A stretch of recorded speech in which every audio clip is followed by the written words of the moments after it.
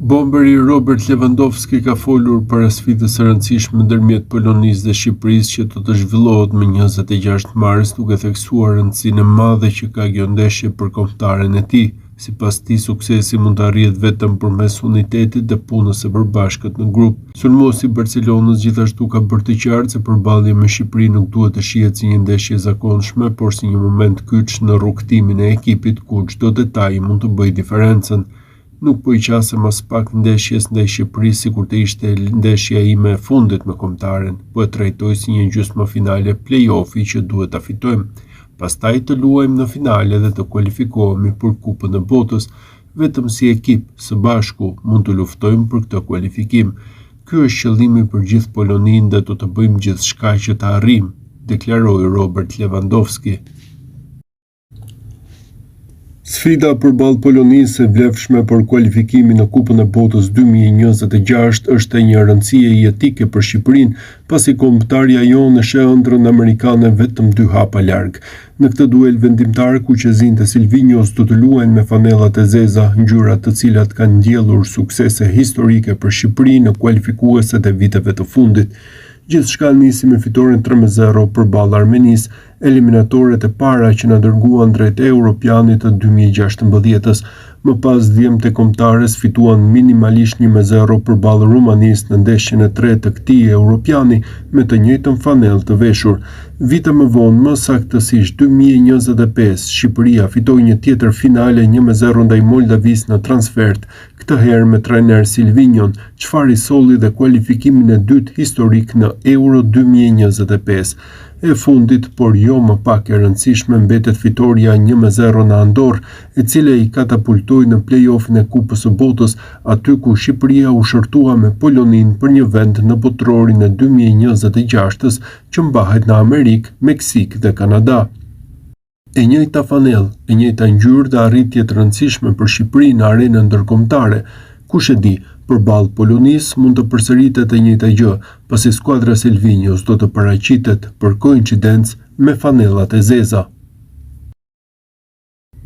Federata Polake ka vendosur të jap premio $4.2 milion për lojtarët nëse arrin kualifikimin në botror. Kjo shifër është një pjesë e mirë e $10.5 milion që çdo federat përfiton për pjesëmarrje në botror. Rivalët e Shqipërisë duhet të fitojnë fillimisht gjysmëfinalen me kuqezinjtë më 26 mars. Fituesi i këtij çifti do të përballet me fituesin e Ukrainë-Suedi në ditën e fundit të muajit mars. Premio konsiderueshme për Poloninë është zbuluar nga një gazetar polak. Mateusz Ligeza dha informacionin gjatë ditës së sotme. Shqipëria do të luajë në mars një nga ndeshjet më të rëndësishme në histori, duke qenë se përballë do të ketë Poloninë në kuadër të play-offit të Kupës së Botës. Polonia është një kundërshtar të cilin Shqipëria e njeh mirë, duke qenë se ka luajtur në kualifikueset e Europianit të shkuar, duke u mundur fillimisht në Varshavë e më pas ka fituar në Tiranë duke bindur për të vulosur kualifikimin. Dy ndeshjet ndaj Polonisë kishin dy rezultate krejtësisht të ndryshme dhe mbi të gjitha dy qasje taktike dhe formacione që prodhuan histori të kundërta. Shqipëria u paraqit fillimisht me skemën 4-1-4-1, teksa ishte dhe debutimi Silvinjos dhe njëkohësisht ishte një nga ndeshjet që dha sinjalin se Shqipëria po krijonte një skuadër pretendente pavarësisht të rezultatit. Ndeshja e parë.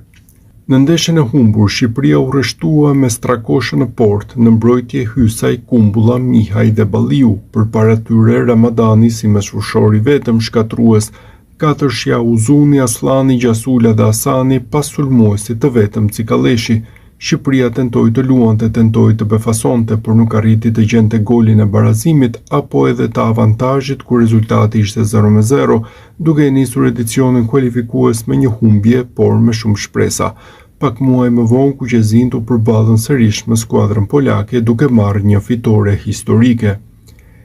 Ndeshja e dytë.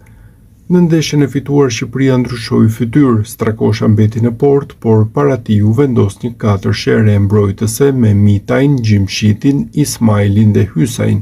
Në mesfushë u formua një dyshe solide me Ramadanin dhe Aslanin, ndërsa përpara tyre vepronte Bajrami si organizator, i mbështetur nga Uzuni dhe Asani në krah, me Cikaleshin në qendër të sulmit.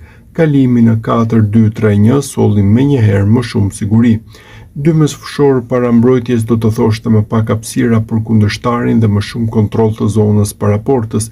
Ramadani nuk ishte më i vetëm në betejë, me Aslanin që ndihmonte si në fazën mbrojtëse, ashtu edhe në ndërtimin e lojës. Prania Bajramit si dhjetësh klasik ndryshoi dinamikën e sulmit. Shqipëria kishte një pikë referimi kreative mes linjave, një lojtar që merrte topin dhe kërkonte pasimin vertikal.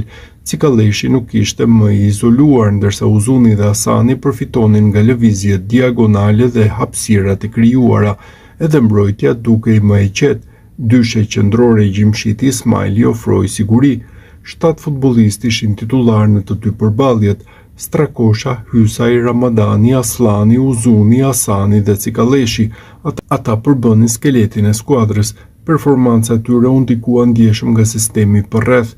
Në ndeshjen e humbur luajtën Kumbulla, Mihaj, Balliu dhe Gjasula, ndërsa në fitore titullar ishin Mitaj, Gjimshiti, Ismaili dhe Bajrami. Ndryshimi i dyshes qendrore në mbrojtje solli më shumë qëndrueshmëri.